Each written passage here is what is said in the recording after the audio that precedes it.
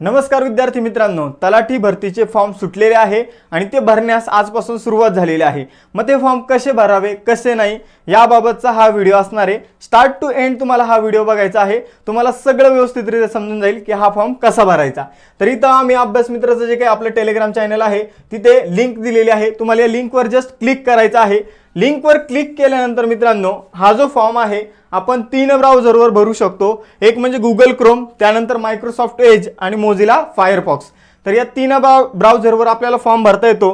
त्यानंतर असं जे नोटिफिकेशन आल्यावर आपल्याला क्लोज करायचं आहे आणि त्यानंतर तुम्ही तुमची माहिती देण्यासाठी सहमत आहात तर इथं ॲग्री करायचं आहे। तुम्ही तुमची माहिती देण्यासाठी सहमत आहात यावर ॲग्री करायचं। मग इथं काही इन्स्ट्रक्शन सूचना दिलेल्या आहेत तर ठीक आहे, तर त्या मी तुम्हाला वेळोवेळी पुढे सांगतो। आता आपल्याला रजिस्ट्रेशन करायचं आहे। पहिले आपल्याला रजिस्ट्रेशन करून रजिस्ट्रेशन आयडी, यूजर आयडी आणि पासवर्ड जो आहे तो मिळवायचा आहे। मग इथं आपल्याला काय करायचं आहे तर इथं आपल्याला नाव विचारलेलं आहे। मग नाव कसं आहे तर पहिले तुमचं नाव, कॅन्डिडेटचं फर्स्ट नेम, ठीक आहे। दुसरं तुमचं जे मधलं नाव आहे म्हणजे तुमच्या वडिलांचं नाव आणि तुमचं शेवटी आडनाव इथे टाकायचं आहे। मग आपण हे तिन्ही जे कॉलम आहे ते फिलअप करून घेऊया। तर इथं बघा मी एका आपल्या स्टुडंटचा फॉर्मच भरून दाखवतो तुम्हाला।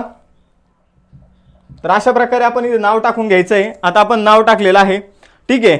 तर तुमच्या नावात बदल झालेला आहे का? आता काही मुलींच्या लग्नानंतर नावामध्ये बदल होतो। तर आता हा जो विद्यार्थी आहे हा मुलगा आहे, म्हणजे नावात बदल झालाय का तर नाही झाला, ठीक आहे। मग आपण नो करूया, नावात बदल झालाय का नाही। मग आता आपल्याला जन्मतारीख जी आहे ती टाकायची आहे, ठीक आहे। इथं जन्मतारीख जी आहे ती इथं अशा प्रकारे क्लिक करायचं जन्मतारीख टाकण्यासाठी। आणि इथं मग आता आपल्याला कशी भरायची जन्मतारीख, कशी इथं फिलअप करायची तर इथं मे 1991 दिसते, याच्यावर क्लिक करायचं, ठीक आहे। वर्षावर क्लिक करायचं। मग तुमचं वर्ष तुम्ही इथं अशा प्रकारे इकडं मागे पुढे जाऊन सिलेक्ट करू शकता। मग इथं जर बघितलं तर 1994 वर्ष आहे, ठीक आहे। ऑगस्ट महिना आहे आणि 7 तारीख आहे। तर अशा प्रकारे जर आपण बघितलं तर अशा प्रकारे आपण जन्मतारीख इथे टाकू शकतो, ठीक आहे। मग इथं आपलं ऑटोमॅटिक जे आहे वय येऊन जातं। इथे ऑटोमॅटिक 28 वर्ष 11 महिने आणि 10 दिवस वय जे आहे ते आलेलं आहे, ठीक आहे। मग आता आपल्याला लिंग म्हणजे जेंडर इथे सिलेक्ट करायचं आहे। तर लिंग आपण सिलेक्ट केलं मेल, त्यानंतर मोबाईल नंबर। तर मोबाईल नंबर आपण इथे टाकून घेऊया। तर मित्रांनो अशा प्रकारे आपण इथे मोबाईल नंबर टाकून घेतलेला आहे, ठीक आहे। आता तुम्हाला जो मोबाईल नंबर टाकलेला आहे तो इथं परत टाकायचा आहे कन्फर्म करण्यासाठी। मग आपण परत मोबाईल नंबर टाकून घेऊया मित्रांनो इथं, ठीक आहे। तर अशा प्रकारे आपण हा मोबाईल नंबर परत एकदा टाकून घेतलेला आहे। आता आपल्याला अल्टरनेट मोबाईल नंबर म्हणजे तुम्हाला जर दुसरा घरच्यांचा कोणाचा नंबर द्यायचा असेल तर तुम्ही याच्यावर क्लिक करून अल्टरनेट मोबाईल नंबरही देऊ शकता, ठीक आहे। आता आपल्याला ईमेल आयडी, तर ईमेल आयडी टाकायचा आहे। अल्टरनेट मोबाईल नंबर मनावर आहे तुमच्या, द्यायचं तर द्या नाही तर देऊही नका, चालतंय, ठीक आहे। मग आपण आता ईमेल आयडी टाकायचा, तर ईमेल आयडी टाकून घेऊया। तर अशा प्रकारे मित्रांनो आपण ईमेल आयडी इथे टाकून घेतलेला आहे। एक काळजी घ्यायची, ईमेल आयडी दोन्ही ठिकाणी आपल्याला काय करायचं सेमच ठेवायचं आहे। एकदा इथे ईमेल आयडी टाकायचा आणि इथं कन्फर्मेशनसाठी तुम्हाला सेम ईमेल आयडी जो आहे तो ठेवायचा आहे, ठीक आहे। थोडी जरी चूक असेल तर इथे तुमचं ॲक्सेप्ट केलं जाणार नाही। यानंतर आपल्याला परीक्षा केंद्र निवडायचं आहे, परीक्षेचं सेंटर निवडायचं आहे। मग आपल्याला इथं वेगवेगळी परीक्षा केंद्र दिलेली आहे, ठीक आहे। मग आपण आपल्या आवडीनुसार परीक्षा केंद्र निवडू शकतो इथं, ठीक आहे। तर मग आपण इथे पुणे हे परीक्षा केंद्र जे आहे ते निवडलेलं आहे। मग दुसरी चॉईस की तुम्हाला दुसरं कोणतं ठिकाण पाहिजे परीक्षा सेंटर म्हणून, तर मग आपण नाशिक इथे निवडलेलं आहे। आणि तिसरी चॉईस जर तुम्हाला परीक्षा सेंटरची निवडायची तर समजून घ्या मग आपण इथे तिसरं एकदा निवडूया, इथे समजून घ्या आपण औरंगाबाद छत्रपती संभाजीनगर इथे निवडलेलं आहे। अशा प्रकारे आपण हे 3 एक्झाम सेंटर जे आहे मित्रांनो ते इथं निवडलेलं आहे। त्याचबरोबर एक आपलं राहून गेलं की माध्यमिक शालांत परीक्षा आसन क्रमांक, ठीक आहे। तर जे काही 10वी मध्ये उत्तीर्ण होण्याचे वर्ष आणि त्याचा आपला जो रोल नंबर होता तो आपल्याला इथे टाकायचा आहे। तर 10वीचा रोल नंबर, तर मित्रांनो आपल्याला जे विचारलेलं आहे की जर काही रोल नंबर टाकायचा 10वीचा आणि 10वीचं उत्तीर्ण होण्याचं वर्ष, तर ते आपण इथे भरून घेतलेलं आहे। त्यानंतर आपण जे काही एक्झाम सेंटर आहे त्याला पसंती दिलेली आहे, ठीक आहे। मग इथे एक टिप दिलेली आहे, इथं आपल्याला काय करायचं आहे याच्यावर टिक करायचं आहे आणि जनरेट ओटीपी जनरेट करा यावर क्लिक करायचं आहे। मग आता तुम्हाला इथे एक कॅप्चा बघायला मिळतो। हा कॅप्चा प्रत्येकाने काळजीपूर्वक बघायचा आहे आणि अशाच प्रकारे हा कॅप्चा फिलअप करायचा आहे। काय कॅपिटल आहे काय स्मॉल आहे ते बघून आपल्याला हा जो कॅप्चा आहे तो भरायचा असतो, ठीक आहे। तर मग आता हा आपण कॅप्चा जो आहे तो भरून घेऊया। बघा आपण हा कॅप्चा इथे भरलेला आहे। मग आपण सबमिटवर क्लिक केलं, ठीक आहे। तर आता मोबाईल नंबर आणि ईमेल आयडीवर काय मिळालेलं आहे तर ओटीपी जो आहे तो मिळालेला आहे। मग आता ईमेल आयडी वर आणि मोबाईल नंबरवर जो OTP आला असेल तो आपल्याला इथे भरावा लागेल. ठीक आहे, तर मग आता आपण OTP सुद्धा टाकून घेऊया. ठीक आहे, अशा प्रकारे आता आपण OTP टाकला. आपल्याला तो OTP व्हेरीफाय करायचा आहे आणि आता आपलं रजिस्ट्रेशन जे आहे ते सक्सेसफुली झालेलं आहे. मग आता आपल्याला अशा प्रकारे आपण इथे ॲग्री केलेलं आहे. जी आपण वरती माहिती भरलेली आहे ती खरी आहे आणि त्यामध्ये काही खोटं नाही, यासाठी आपण ॲग्री करायचं आणि इथं हा कॅप्चा भरून घ्यायचा. मग आपण तो कॅप्चा भरल्यानंतर इथं सगळी इन्फॉर्मेशन आपल्याला परत बघायला मिळते. ठीक आहे, तर ही जर इन्फॉर्मेशन करेक्ट असेल, बघा नाव उत्तम, मग आपण याला करेक्ट केलं. ठीक आहे, त्यानंतर जे काही आपल्या वडिलांचं नाव आहे, जे काही आपलं आडनाव आहे, प्रत्येक गोष्ट चेक करायची. जी काही आपली जन्मतारीख आहे किंवा आपलं लिंग, त्यानंतर आपला मोबाईल नंबर, त्यानंतर आपला ईमेल आयडी, प्रॉपर सगळ्या गोष्टी परत चेक करून घ्यायच्या. आपले जे एक्झाम सेंटरचे आपण ऑप्शन दिलेले आहे 3, तर ते सुद्धा आपल्याला काय करायचं, व्यवस्थित टिक करायचे आहे. आपला जो रोल नंबर आहे परीक्षेचा 10वीचा आणि आपलं जे वर्ष आहे ते सगळ्यांना क्लिक करायचं आणि ते सबमिटच्या बटनवर टिक करायचं. ओके, तर इथे सबमिटच्या बटनवर टिक केल्यानंतर तुमचं जे काही ॲप्लिकेशन आहे, ठीक आहे, तर तुमची काही डिटेल्स आहे ती इथे तुम्हाला दिसतील. अशा प्रकारे कॅन्डिडेट पर्सनल इन्फॉर्मेशन जी आहे ती तुम्हाला अशा प्रकारे इथे बघायला मिळेल. ठीक आहे, आता आपल्याला ॲप्लिकेशन भरण्यासाठी गो टू ॲप्लिकेशन या ठिकाणी क्लिक करायचं आहे. मग अशा प्रकारे थोडं लोड होईल, त्यानंतर मग पुढे आपण जाऊया. आता आपलं जे काही बेसिक रजिस्ट्रेशन आहे ते झालेलं आहे. आता आपल्याला पुढील माहिती भरायची आहे. तर एवढे 1 2 3 4 5 कॉलम जे आहे ते आपल्याला व्यवस्थित आता फिलअप करायचे आहे. ठीक आहे, आणि जिथं जिथं तुम्हाला हे स्टार दिसल ते स्टार म्हणजे तुम्हाला ती इन्फॉर्मेशन द्यायचीच आहे. ठीक आहे, ती मॅन्डेटरी आहे, कंपल्सरी आहे. मग आपल्याला पहिले काय विचारलं की तुम्हाला ज्या जिल्ह्यासाठी अर्ज करायचा आहे तो जिल्हा परत निवडा. मग आपण परत निवडलेला आहे, इथं समजून घ्या पुणे निवडायचं आहे, तर पुणे आपण परत निवडला. ठीक आहे, त्यानंतर बघा are you sure that you want to apply for Pune, म्हणजे पुणे जिल्ह्यासाठी तुम्ही फॉर्म भरताय तर हे तुम्हाला कन्फर्म करायचंय का, तर यस म्हणायचं. ठीक आहे, त्यानंतर आपला इथे रजिस्ट्रेशन, नोंदणी क्रमांक वगैरे सर्व जी इन्फॉर्मेशन आहे ती इथे आलेली आहे. ठीक आहे, मग त्यानंतर आपल्याला अजून काही विचारलं, नॅशनॅलिटी काय आपली, तर इंडियन, यावर क्लिक करावं लागेल. ठीक आहे, त्यानंतर तुम्ही महाराष्ट्र राज्याचे आदिवासी धारण करता का, तर यस. त्यानंतर रिझर्वेशन कॅटेगरी, आता तुम्ही ज्या कॅटेगरी मधून येत आहात तर ती कॅटेगरी तुम्हाला इथे टाकायची आहे. मग आपला जो स्टुडंट आहे तो ST कॅटेगरी मधून येतो, त्यामुळे आपल्याला तिथे ST कॅटेगरी निवडायची आहे. ठीक आहे, मग आपण ST कॅटेगरी इथे निवडलेली आहे. मग आता आपल्याला जे काही प्रमाणपत्र आहे जातीचं ते आपल्याला इथे त्याचा नंबर वगैरे या गोष्टी टाकाव्या लागतील. तर इथं आपल्याला राष्ट्रीयत्व आपलं निवडलं, नॅशनॅलिटी निवडली, त्यानंतर तुम्ही महाराष्ट्र राज्याचा आदिवास धारण करत आहात का, आपण महाराष्ट्र राज्यामध्ये राहतो का, ठीक आहे, आदिवासी इथले आहोत का, तर यस याला क्लिक करायचं. त्यानंतर बघा इथे कॅटेगरी आहे, आपला स्टुडंट जो आहे तो शेड्यूल ट्राईब मधून येतो म्हणून आपण याला क्लिक केलं. मग शेड्यूल ट्राईब मधून येतो म्हटल्यानंतर इथं जे काही पेसा क्षेत्राकरता अर्ज भरवायचा आहे का असं ऑप्शन आलं. मग तुम्हाला जर अर्ज पेसा क्षेत्रासाठी भरवायचा असेल तर इथं यस करायचंय. ठीक आहे, मग यानंतर जर आपण बघितलं तर पेसा क्षेत्राकरता अर्ज करणाऱ्या उमेदवाराचा मूळ रहिवास त्या जिल्ह्याच्या अनुसूचित क्षेत्रामध्ये आहे का, तर मग आपण जर बघितलं तर येत असेल, तुमचं जर क्षेत्र त्या अनुसूचित क्षेत्रामध्ये येत असेल, पेसा कायद्याअंतर्गत अनुसूचित क्षेत्र जे डिक्लेअर झालेले त्यामध्ये जर येत असेल तर त्याला येस करायचं किंवा मग नो करायचं. ठीक आहे, मग आपण येस केलेलं आहे. मग आता आपण पुढे जाऊया. ठीक आहे, पुढे आपल्याला काय विचारलेलं आहे, तर जात प्रमाणपत्र निर्गमित करणाऱ्या कार्यालयाचं नाव विचारलेलं आहे. मग आता त्या कार्यालयाचं नाव आपण इथे टाकून घेऊया. मित्रांनो, अशा प्रकारे आपण कॅन्डिडेट डोमेसाईल अँड कॅटेगरी जे डिटेल्स आहे म्हणजेच अर्जदाराचा आदिवास व जात प्रवर्ग माहिती जी आहे ते आपण इथे भरलेले आहे. मग आता आपल्याला पुढे काय भरायचं आहे, तर डोमेसाईल सर्टिफिकेट, बर्थ सर्टिफिकेट किंवा स्कूलची जी काही TC असते, ठीक आहे, तर याविषयक जी माहिती आहे ती आपल्याला इथे भरायची आहे. मग ती आपण इथे भरून घेऊया. तर मित्रांनो, अशा प्रकारे आपण जी काही डोमेसाईल सर्टिफिकेट किंवा बर्थ सर्टिफिकेट किंवा लिव्हिंग सर्टिफिकेट यापैकी एकाची आपल्याला माहिती विचारलेली आहे. मग आपण इथे डोमेसाईल सर्टिफिकेटची माहिती जी आहे ती भरून घेतलेली आहे. पहिल्या ठिकाणी तुम्हाला विचारलेलं आहे की डोमेसाईल सर्टिफिकेट कोणत्या संस्थेने तुम्हाला दिलेलं आहे, त्या संस्थेचं किंवा त्या कार्यालयाचं नाव सांगा. तर मग ते नाव सांगायचं. त्यानंतर तुम्ही जे डोमेसाईल सर्टिफिकेट काढलेलं आहे त्याची तारीख काय, तर त्याची तारीख आपण इथे लिहिली आणि त्याचा डोमेसाईल सर्टिफिकेटवरील जो काही क्रमांक आहे, आदिवास प्रमाणपत्रावरील क्रमांक, तो आपण इथे टाकलेला आहे. तर अशा प्रकारे ही इन्फॉर्मेशन आपण फिलअप केलेली आहे. त्यानंतर आयडेंटिफिकेशन डिटेल्स जे आहे ते आता आपल्याला भरायचे आहे. तर इथं अर्जदाराच्या शरीरावरील दृश्यमान ओळखीची खूण काय आहे, म्हणजे तुमच्या शरीरावर काय खूण आहे. समजा इथं समजा इथं तीळ आहे, तर तुमच्या शरीरावर काय अशा खुणा आहे ते आपल्याला इथे सांगायचं आहे. बघा आता आपण इथं उजव्या हातावर एक तीळ आहे, तर ती एक खूण जी आहे ती आपण इथे टाकलेली आहे. ठीक आहे. मग यानंतर तुमच्याकडे पॅन कार्ड आहे का, तर आहे, यस करा. ठीक आहे. तुमच्याकडे ड्रायव्हिंग लायसन आहे का, तर नाही, नो करा. मग आपल्याला हे इन्फॉर्मेशन भराव्याच लागतील, पण आपण एकदा हे इथं सगळं येस और नो करून घेऊ. बघा तुमच्याकडे मतदार ओळखपत्र आहे का, तर येस करा. तुमच्याकडे पासपोर्ट आहे का, तर नो करा. ठीक आहे. अशा प्रकारे आपल्याकडे हे दोन गोष्टी आहेत. मग आपल्याला काय करायचं, इथं पॅन कार्डचा नंबर फिलअप करायचा आहे आणि पॅन कार्डवरील नाव, आणि इथं मतदान कार्डवरील नाव, मतदान कार्डचा नंबर आणि मतदान कार्डवरील नाव. मग हे आता आपण फिलअप करून घेऊया. तर मित्रांनो, आपल्याकडे जे काही ओळखीचे पुरावे होते ते आपण इथे भरलेले आहे. आपण पॅन कार्डची इन्फॉर्मेशन भरली, वोटर आय डीची इन्फॉर्मेशन भरलेली आहे.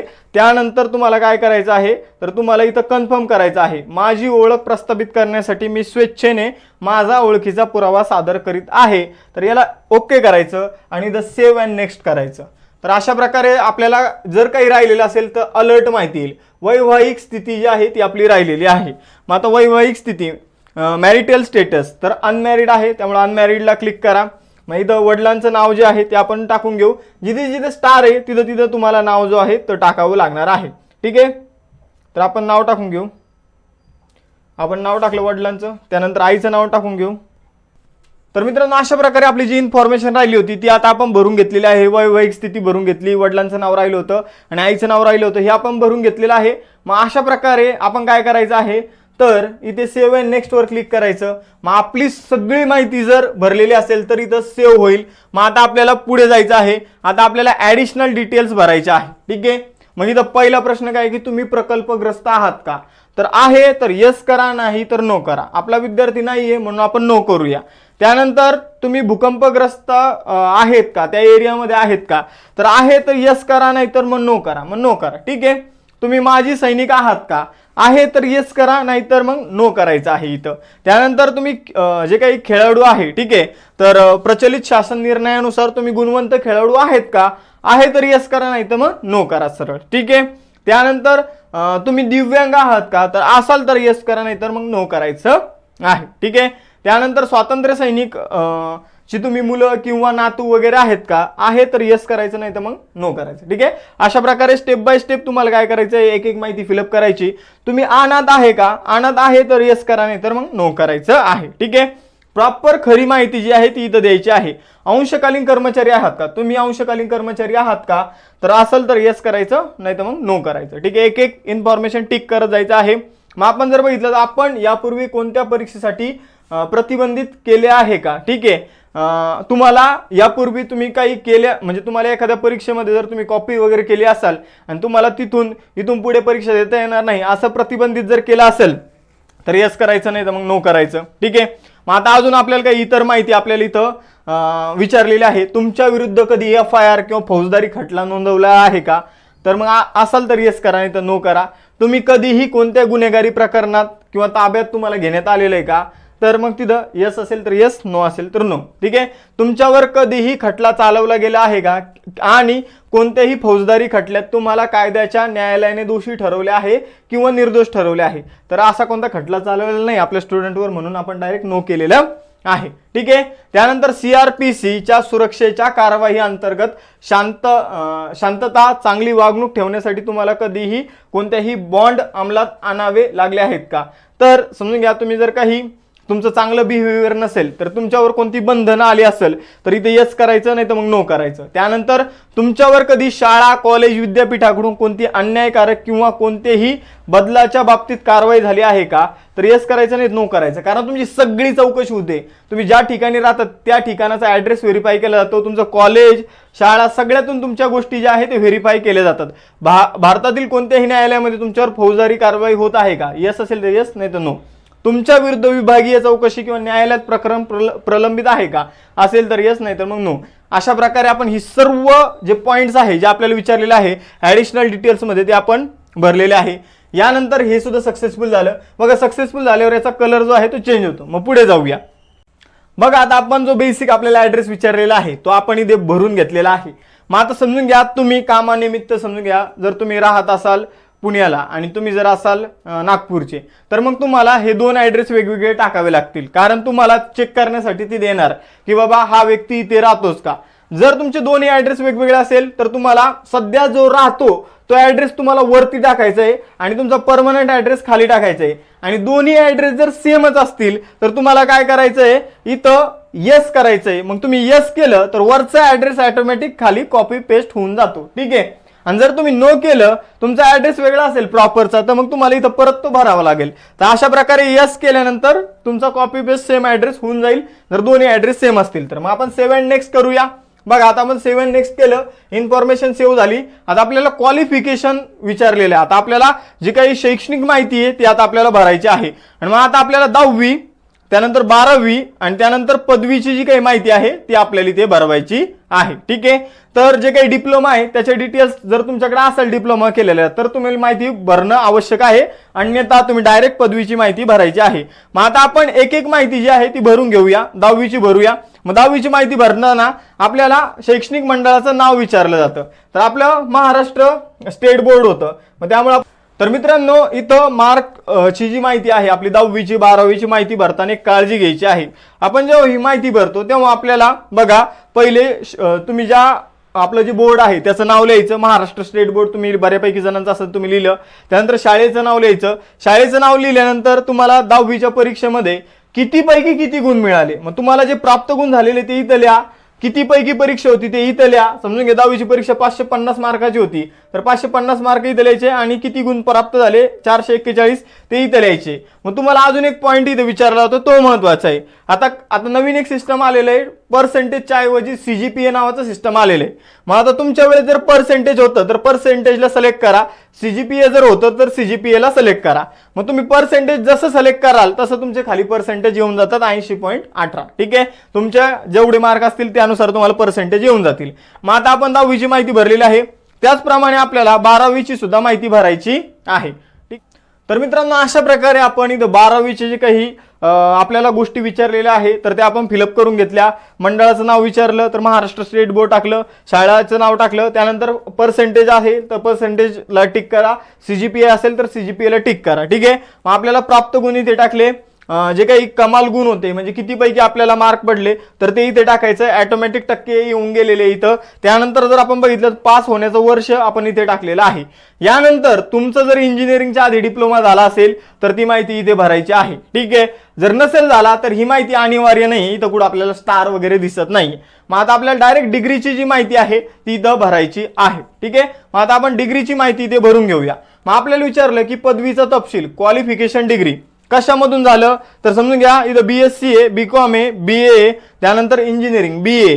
मग आपण काय करूया, BCom झालेलं आहे तर मग BCom ला सिलेक्ट करून घेऊया. ठीक आहे. मग आता आपल्याला परत जे काही विद्यापीठाचं नाव आहे तर समजून घ्या विद्यापीठ कोणतं आहे तर सावित्रीबाई फुले पुणे विद्यापीठ आहे तर ते आपण टाकून घेऊया. तर मित्रांनो अशा प्रकारे आपण इथं जी डिग्रीची जी काही माहिती आहे की पदवी कोणती आहे, BA BCom आहे का BA ही सगळी माहिती भरून घेतली. विद्यापीठाचं नाव टाकलं, त्यानंतर उत्तीर्ण होण्याचा महिना आणि वर्ष टाकलेलं आहे.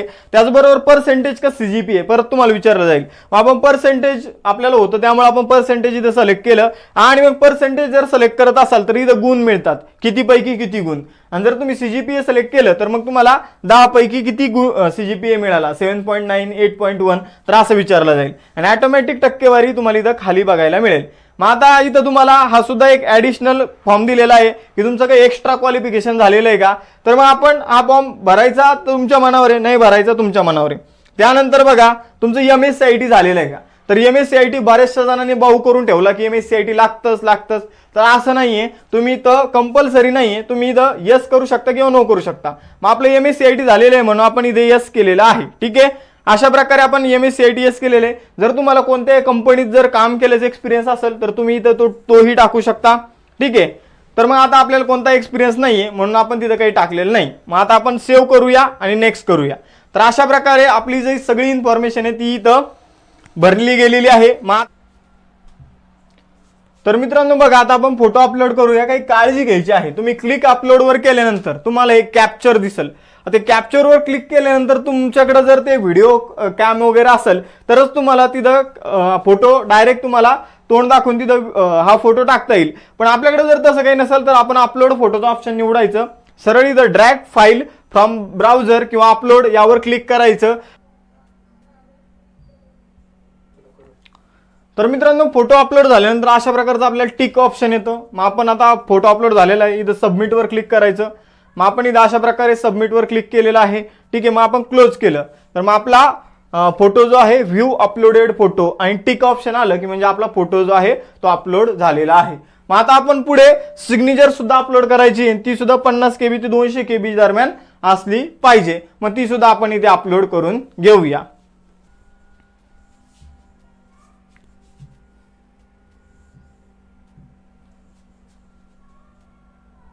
बघा सिग्नेचर अपलोड झाली, अशा प्रकारचं टिकचं चिन्ह आलं. ठीक आहे, क्लोज करा.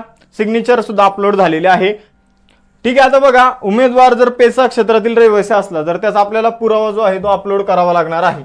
मग आपण तो पुरावा सुद्धा काय करूया, अपलोड करून घेऊया. ठीक आहे, मग आपण हा पुरावा इथे अपलोड केलेला आहे. ठीक आहे, क्लिक आलं, डन आलं, ओके. ठीक आहे, मग यानंतर तर मित्रांनो यानंतर आपल्याला 10वीची जी काही मार्कशीट आहे ती अपलोड करून घ्यायची आहे. 10वीची मार्कशीट आपण अपलोड करून घेऊया. एक एक डॉक्युमेंट आपल्याला अगदी व्यवस्थितपणे अपलोड करायचं आहे. 10वीची मार्कशीट अपलोड झाली, यस टिक आलं. ठीक आहे, टिक आलं, चेक करायचं. त्यानंतर 12वीची मार्कशीट, 12वीची मार्कशीट आपण अपलोड करून घेऊ.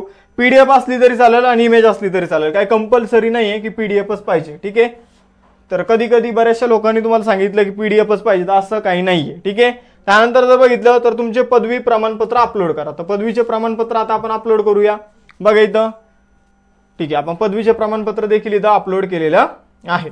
याप्रमाणे आपल्याला डॉक्युमेंट पाहिजे इथं. यानंतर तुमचे डिप्लोमा प्रमाणपत्र, आता डिप्लोमा जर झाला असेल तरच प्रमाणपत्र द्यायचंय, त्यामुळे इथं स्टार नाही. आपला डिप्लोमा झालेला नाही त्यामुळे इथं आपल्याला काही अपलोड करणं बंधनकारक नाहीये. त्यानंतर आपलं डोमिसाईल सर्टिफिकेट आपल्याला अपलोड करायचंय, किंवा त्या जन्म दाखला किंवा शाळा सोडल्याचा दाखला. तर आपण डोमिसाईल सर्टिफिकेटची इन्फॉर्मेशन पहिले भरली होती म्हणून आपण डोमिसाईल सर्टिफिकेटच इथे अपलोड करणार आहोत. ठीक आहे, तर डोमिसाईल सर्टिफिकेट मित्रांनो इथे अपलोड करून घेऊया आपण. बघा डोमिसाईल सर्टिफिकेट जे आहे ते अपलोड झालेलं आहे. यानंतर पुढे आपल्याला काय विचारलेलं आहे तर तुमचा ID प्रूफ, मग आधार कार्ड किंवा पॅन कार्ड किंवा काही ड्रायव्हिंग लायसन्स, तुम्हाला ID प्रूफ जे आहे तुमचं ते अपलोड करून घ्यायचं आहे. ठीक आहे, ID प्रूफ सुद्धा झालेलं आहे. त्यानंतर तुमचे जात प्रमाणपत्र जे आहे ते अपलोड करायचं आहे. तुमचे जे कास्टचं जे काही प्रमाणपत्र असतं ते अपलोड करून घ्यायचं. मग अशा प्रकारे आपण जात प्रमाणपत्र जे आहे मित्रांनो ते अपलोड केलेलं आहे.